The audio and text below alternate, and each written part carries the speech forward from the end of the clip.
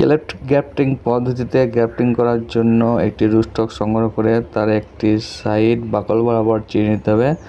সাউন্ডটির পরিমাপ করে এবার সাউন্ডটিকে ভিসেপ আকারে কেটে নিতে হবে।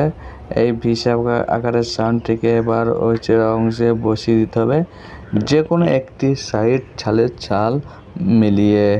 এবার একটি পলি টেপ দিয়ে জয়েন্টের অংশে ভালো করে জড়িয়ে দিতে হবে, হালকা টাইট দিয়ে, যাতে জল বাতাস প্রবেশ করতে না পারে জয়েন্টের অংশে, তা না হলে গ্রাফটিং নষ্ট হয়ে যাবে। এবার পলি টেপটিকে সাউন্ড বরাবর জড়িয়ে নিতে হবে হালকা টাইট দিয়ে। জড়ানো হয়ে গেলে লাস্টে একটি গিঁট দিয়ে বেঁধে দিতে হবে। হালকা টান দিয়ে সরু করে নিয়ে লম্বা করে গিঁটটি দিতে হবে। ঠিক এভাবে হালকা টান করে গিঁট দেওয়া হয়ে গেলে এবার একটি পেপসি চিক দিয়ে এই অংশটিকে ঢেকে দিতে হবে এবং ঢাকা হয়ে গেলে একটি ছায়াযুক্ত স্থানে রেখে দিতে হবে কিছুদিনের জন্য।